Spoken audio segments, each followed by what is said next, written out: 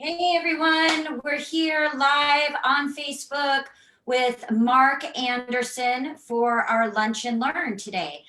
We are super excited to have Mark on. He is an expert with relocating and moving between states, also international and within the state of California. And we learned so much from him the other day when we were just going through the basics of this meeting. So we're really excited for what we have planned for today. Yeah. Welcome. If you have any questions throughout this interview, please just put them down below and we will get them answered for you by Mark. So, hey Mark, welcome so much for being here. We really appreciate it. I know that you're very busy, so it means a lot for you to come here and educate our audience. Glad to do it. Thanks for having me. You're welcome. Hey, Mark, tell us a little bit about yourself and your company. Well, I've been in the moving business for almost 40 years of my life. Started in, like everybody does, in operations on the trucks and just learning the business. My father and brother were in the business. That's how you get involved in the business. No one goes to college and says, I want to be a mover. You get involved in the moving and storage business, and I've been doing it all my life. And our place, we are a representative for North American Van Lines, which is the interstate authority for moving cross state line. My local agency name is Executive Moving Systems out of Anaheim, California. We've been together, we've been here for 35 years almost, and in the Orange County, LA area, and hopefully will be for many more years to come. We do all types of moving, local, international, long distance, office and industrial, laboratories. It's basically a family ordeal. My brother's the owner, my wife's involved. Her specialty is office and industrial and laboratory moving. We have multiple accounts, national accounts, University of Southern California being one that we've had for 20 years. JPL, so a number of things. We've got our hands in a number of things, but that's basically who we are. So fair to say that you are a very knowledgeable company with a great reputation based on. We have a good reputation. We have a good reputation. We've been around for a long time. Like I tell everybody looking for a mover, make sure that you got somebody that's brick and mortar, that has a building that you can even go by and look. That's very important before you start dealing with movers. If you can go by and see the operation, see what they're made of, that's better than anything. That's better than Yelp or anything. Hey, Mark, so this is a lunch and learn. So we like to talk about what we're having for lunch.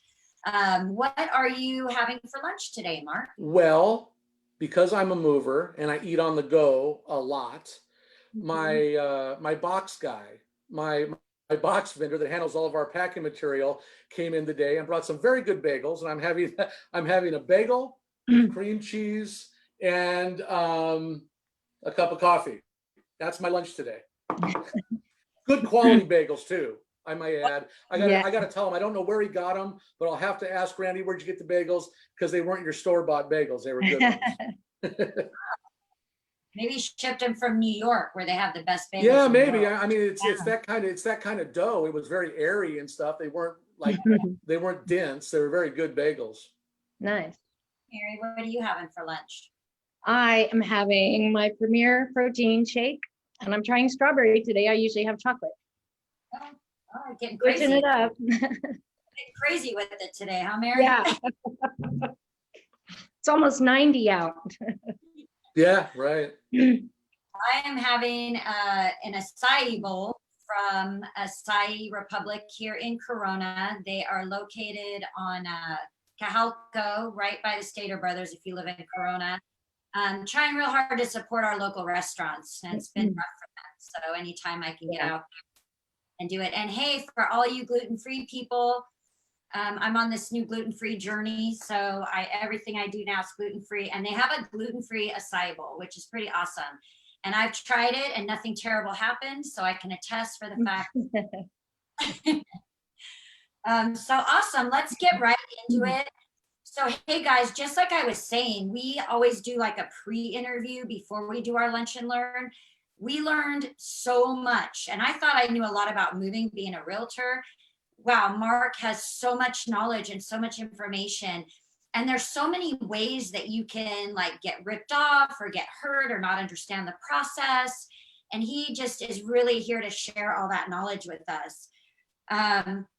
So Mark, I know that we talked a little bit about how do you charge people? Like, is it by the hour? Is it Yeah, it's all different.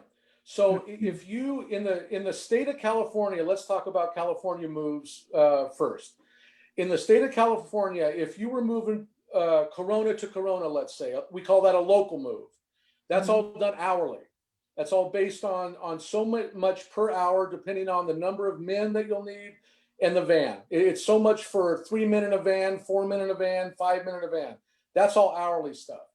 In the state of California, if you're going over 100 miles, that is considered a long distance move by the order of the PUC, the Public Utilities Commission.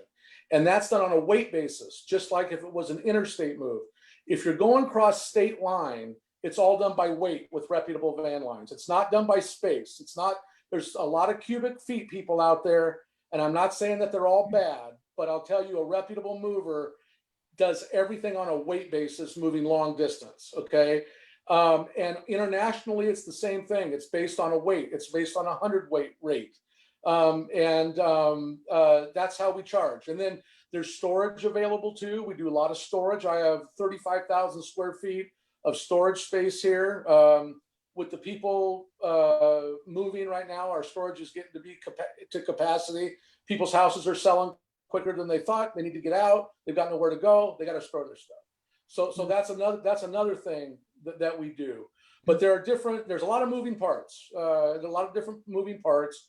But certainly those are, a few of the major ones.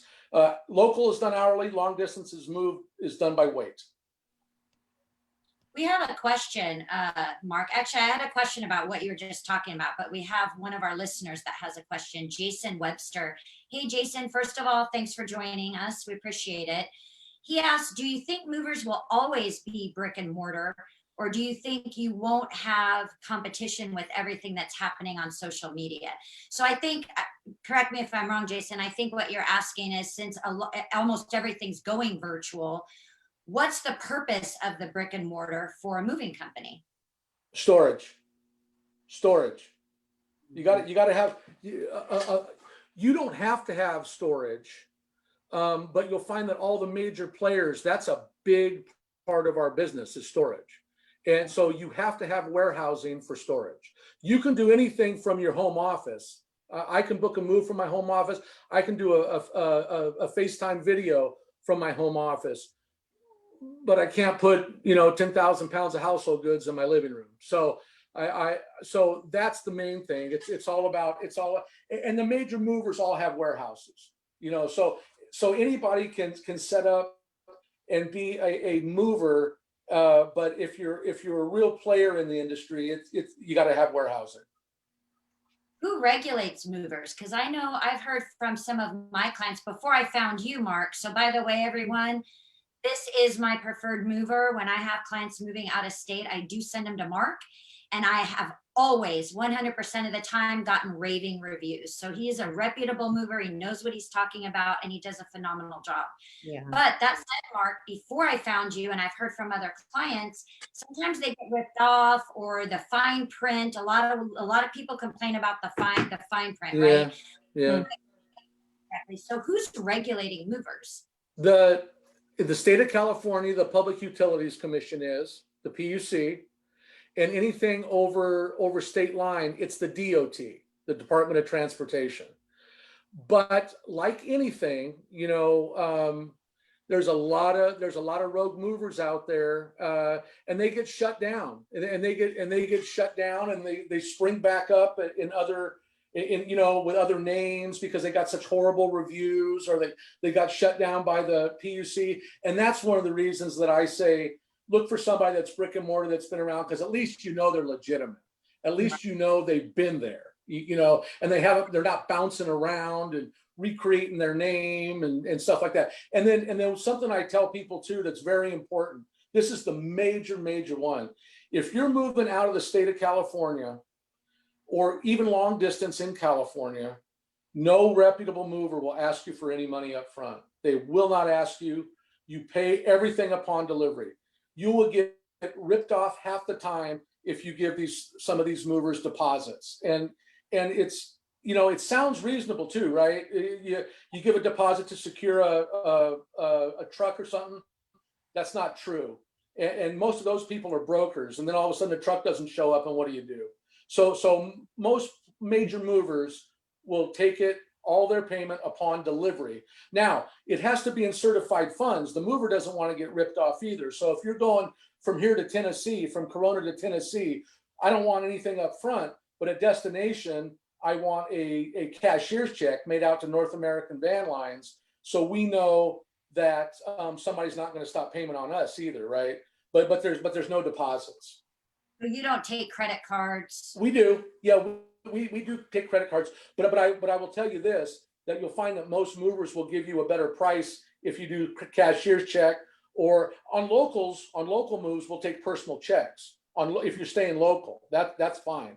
It's the long distance stuff that you need the certified funds for, and we can do credit cards, but you know, just like anything, there's a credit card fee because they charge us, and we're trying to offset that. So the best price that you're going to get is with a cashier's check or a personal check with a local move.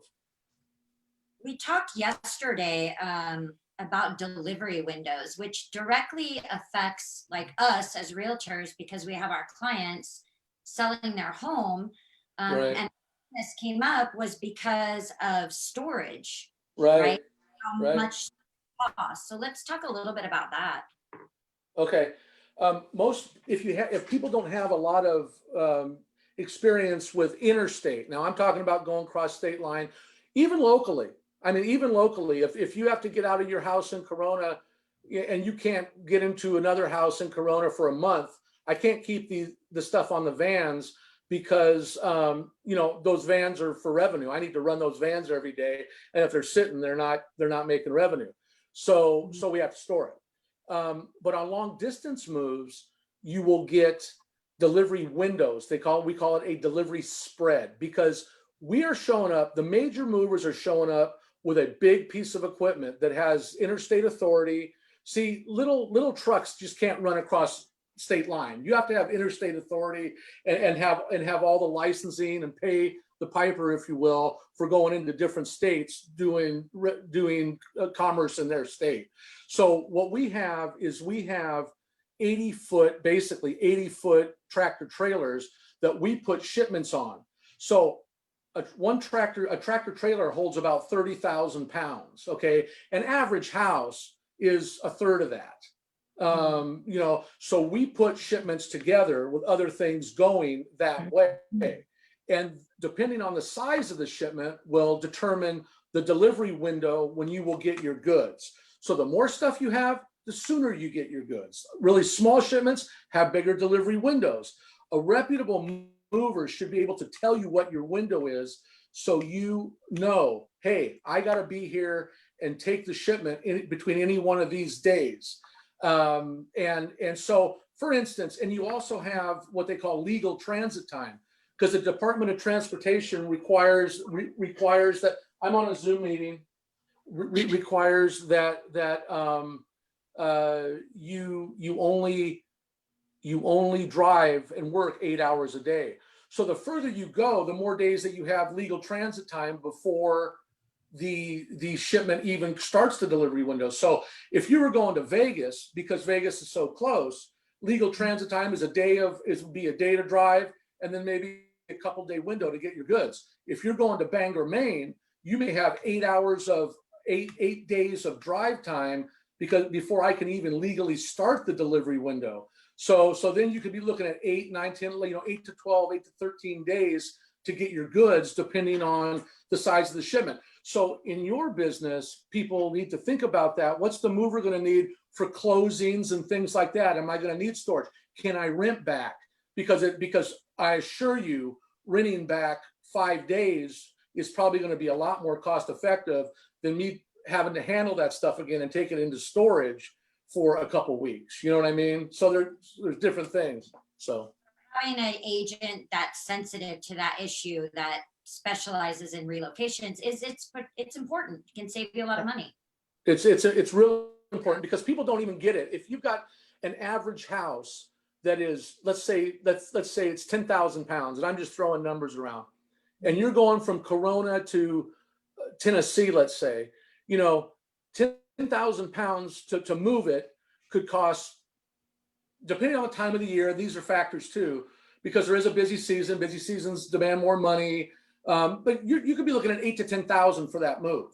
Okay, well, you have storage. All of a sudden, you throw a monkey wrench in, and you got an 8 to 10,000 dollar move. It's very easy for that. You can spend another $4,000 for storage because you got to handle it again, store it, warehouse it.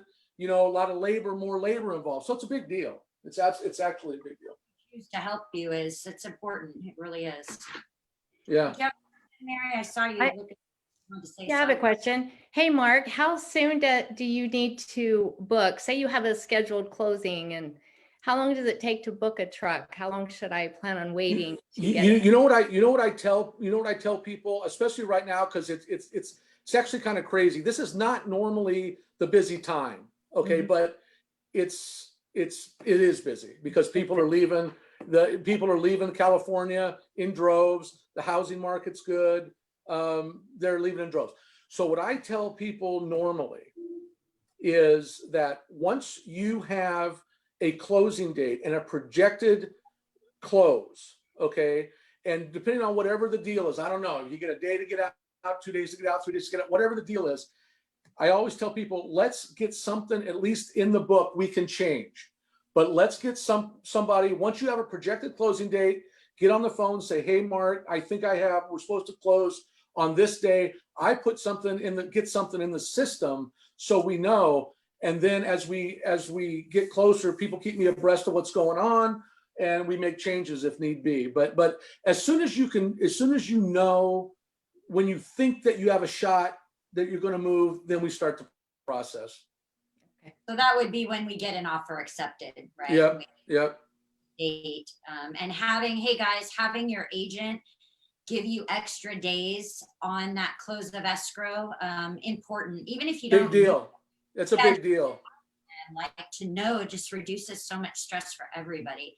Super. Yeah, that's a big deal because I normally I've talked to a lot of people that really didn't understand that, and they go, I got to be out by 5 o'clock on the day of close. I'm all, man, you need a couple days for wiggle room if you can. Mm-hmm. Yeah.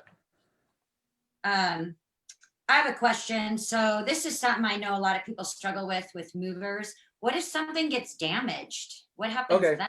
Yeah, good question. Mm-hmm. Very important question, and very important for everybody to know. It doesn't matter if you are doing a local move or a long distance move. The basic, what we call valuation that you receive in the price, in the move price, with every carrier that's legal, it's all the same.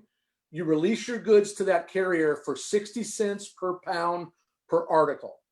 So basically what that means, if you've got a piece that weighs 10 pounds and it's worth $500, the legal liability for the mover at 60 cents a pound is $6 on a 10-pound item. It doesn't matter. So every carrier that's reputable will give you an option to purchase full value valuation, so you get full value on your goods or anything that the mover packs. I always say, and I've learned this just from the valuation, the insurance certainly is a moneymaker, just like any insurance for any mover. But I want to sell it. I want to sell it because I know my guys aren't going to normally tear stuff up, and I'm not going to have claims, so that's money. Watch any mover that doesn't want to sell valuation, any mover that wants you to release the goods at 60 cents a pound may have some problems with claims and damage and stuff like that, and doesn't want to be exposed to full value. But that's how you get full value value. valuation, full value on your goods as you buy it from the mover. So do you recommend people purchase that? Yeah, because you're barefoot without it. You know, I mean, I've been in business for 35 years. We're a good job. We're a good quality, but things happen, right? I mean, things happen, and people that don't know obviously would think, well, it's a major van lines, North American van lines. They broke my TV. They're liable for it. Not really. Not unless you purchase additional valuation, and you have different deductible options. You know, you have a $0 deductible, $250 deductible, $500 deductible, which gets the price of the premium down. But just to kind of give you a feel, average cost for insurance with a mover are anywhere between $200 and $500, depending on the size of the shipment. Oh, that's such a small amount considering. Yeah, that. yeah, Hey, Mark. yeah. No, it is. What should we not bring on the truck? Okay, we don't allow any flammables, aerosol cans, no ammunition, gunpowder, you know, none of that kind of stuff. No propane tanks at all, even empty, no propane tanks. Oils, all oils are banned, because if you break a bottle of oil in a box, the damage that it can cause leaking through the box is just simply horrible. Detergents are okay, but they got to close real well. Obviously, dry detergents, things like that are good. Spices are good, things like that. If you're going to storage, though, no open packages, no dried foods, anything like that. Everything else normally is pretty straightforward. Now the trucks are not, you know, they're not refrigerated trucks or anything. So in the middle of the summertime, if you're moving, these trucks can get very hot. So things that melt aren't, you know, I wouldn't suggest things that melt, you know, or can get ruined by heat. People that move wine collections, things of that nature, if they're good. I have other outfits that I go through that have refrigerated trucks and have deal with wine collections and things of that nature. But a normal household goods truck is not climate controlled. So and they do get hot in the middle of the summer going across the desert sometimes, you know. That's all I thought. Well, what about my lawnmower? Lawnmower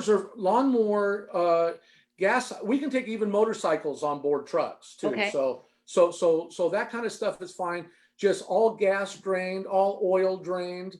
I tell people that once they do that, make sure they put a little tag on their lawnmower that says no oil, so they don't burn it up when they start it up if they forget to put the oil in. But you got to drain the oil and the gas out of motorcycles and lawnmowers, and we take farm equipment sometimes, small tractors, things of that nature, right on the van. Yeah. Well, we're getting close to time to wrap it up. I want to thank everybody who joined us today. Please like our Facebook page. We do this once a month, so we'll be doing another Lunch and Learn next month.